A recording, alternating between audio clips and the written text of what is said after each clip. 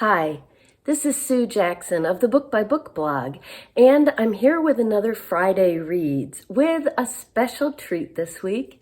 At the end of this video, after I talk about what I'm reading and listening to, I will share some video clips and photos from a weekend getaway last weekend, long overdue for my husband and I, to Maryland's Eastern Shore, which is a beautiful area. Where we went was only an hour from home, but we rented a little Airbnb with gorgeous views. So there's a lot of really nice nature footage that I'll be sharing at the end, as well as what we did around town. So check that out. Hang around to see that. Now on to my reading. Earlier this week, I finished Be With the Dead by Maddie Dalrymple. If you're a regular watcher, you've heard me talk about this series over and over. I do not read many series, but I love this one. It's called the Anne Kinnear Suspense series. This is book 6, so I've read 1 through 5. This is very unusual for me. The main character of these books, Anne Kinnear, is a woman who can sense spirits. She can communicate with the dead.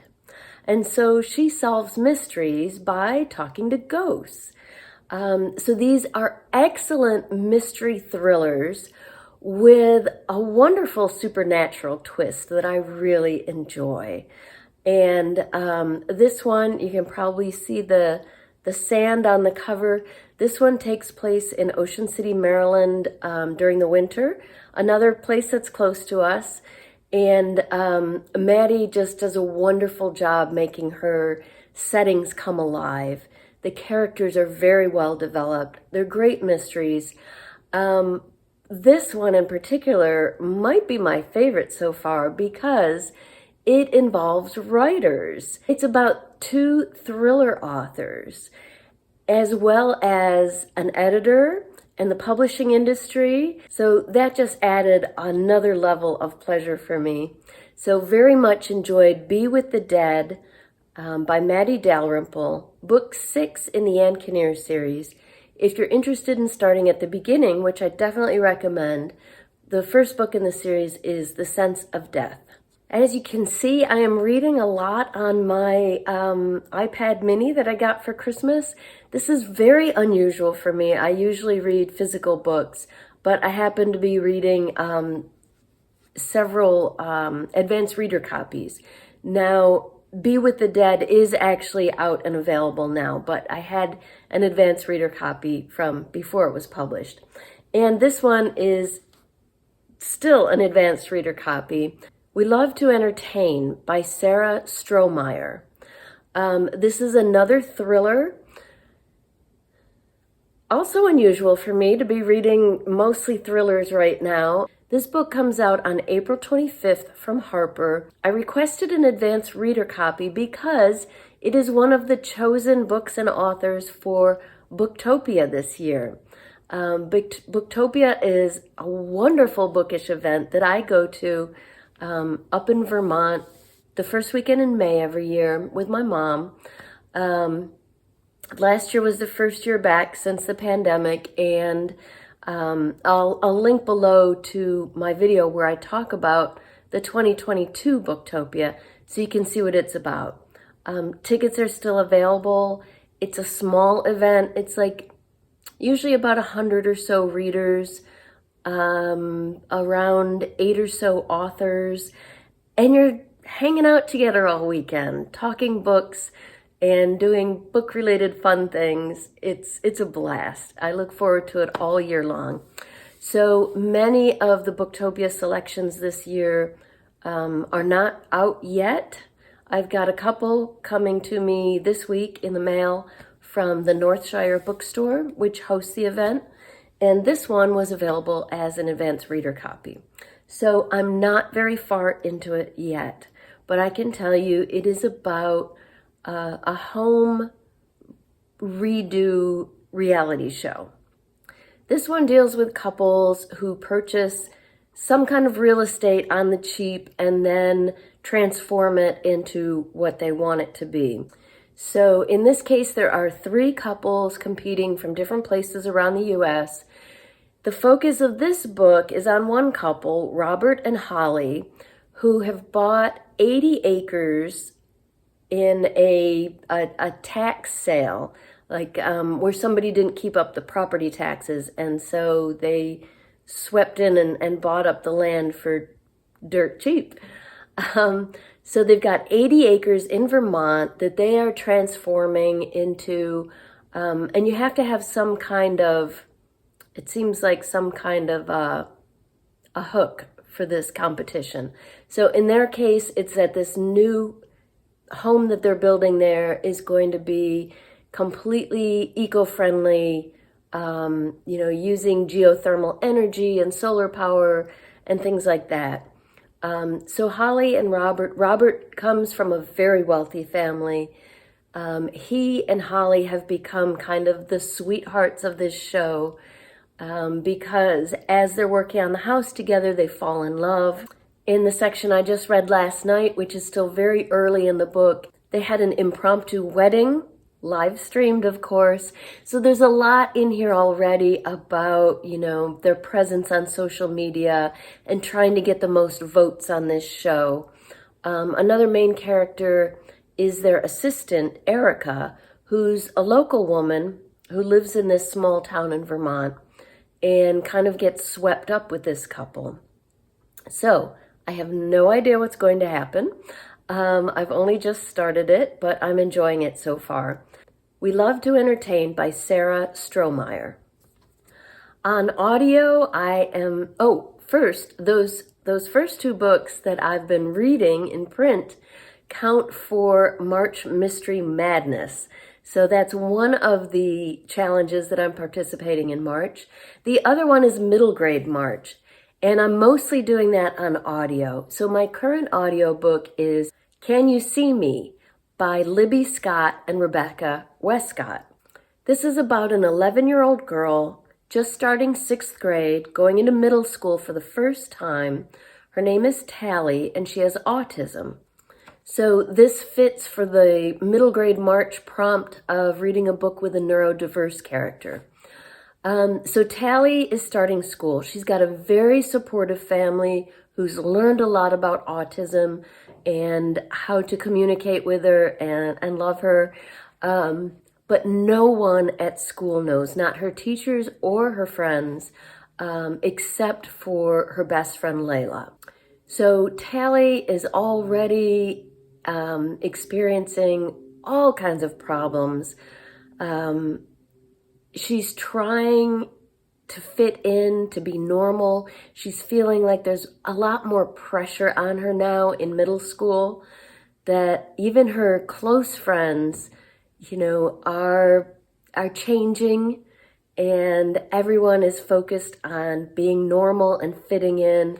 It's a lot of stress for her, a lot of pressure. So part of the novel, it's told from Tally's perspective, but part of it is also her diary entries. One of the therapists that she's worked with has suggested she keep a diary to help her cope with her feelings. And so some of it is diary entries. And while she's writing the diary, she's putting together these informational notes about autism that she hopes someday will help other people. So, well, first of all, as the mother of 2 kids who were chronically ill, when they were that age, all I can think of is this poor girl needs an accommodations plan. Why doesn't she have one? Things would be so much easier on her if her teachers understood what was going on. But that's just my perspective. Before I recorded this, I was looking up some of the details about the book, and I found out something really fascinating. And that is that Libby Scott, one of the co-authors, is actually a young girl with autism. So what happened was Libby wrote something and her mother posted it online, it went viral, about living with autism, I assume. It went viral, so much so that Scholastic offered her a book deal. This book was released in 2019 when Libby was just 9 years old. I mean, how mind-blowing is that? A 9-year-old co-author. But this explains a lot because this book feels very authentic. And listening to it on audio is so immersive that at times it actually makes me feel kind of anxious. I am feeling what Tally is feeling. And now I understand why it's so authentic. It is co-written by a young girl dealing with these same things. So it is an excellent book so far. I'm definitely enjoying it and learning a lot. It's better in small doses, I think.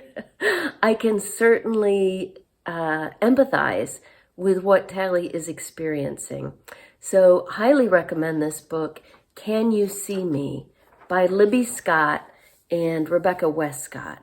So check that out. It's a perfect choice for middle grade March. And now that's what I'm reading. I would love to hear what you're reading this weekend. Let me know in the comments down below. And hang on for some video clips and photos of last weekend's getaway, including lots of lovely, peaceful nature. Here's our little kitchen. Kind of a mess.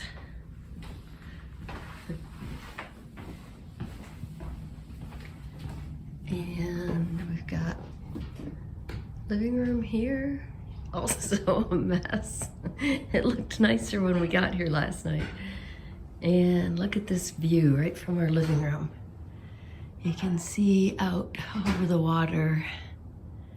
Very pretty. That's what I was looking for when I picked this place out, the view. And then we've got a bathroom and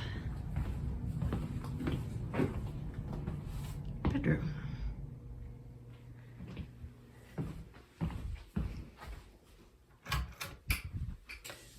I love that this place has books in every room.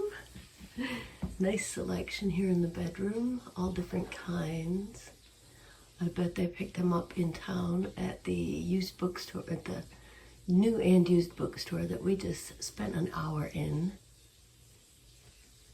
This is our little rental for the weekend.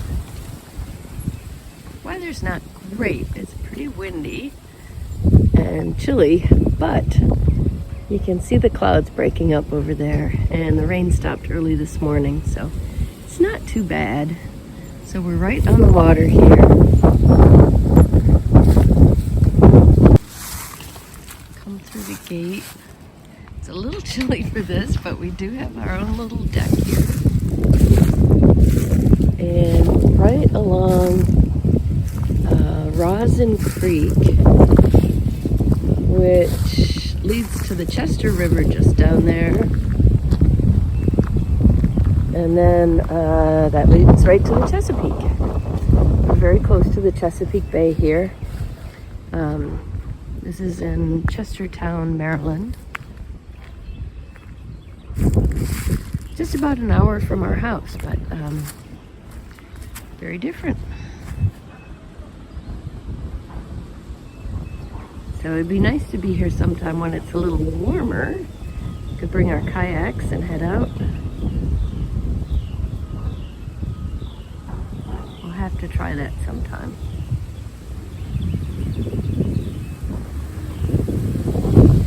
But right now it's just nice to hear the birds and see the clouds breaking up a little bit.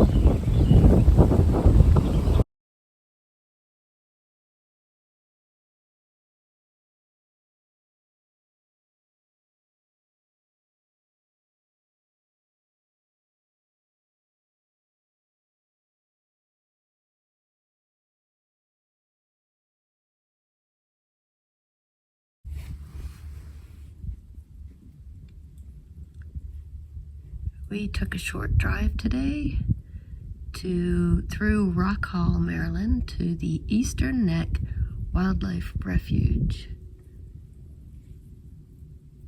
Little tiny island at the end of a peninsula sticking out into the Chesapeake Bay. So there's a little marsh pond here in front of us and then the bay beyond that. There is not much life visible today. It's still pretty cold, and we've seen a few cardinals and other songbirds, but not much else out there in this weather.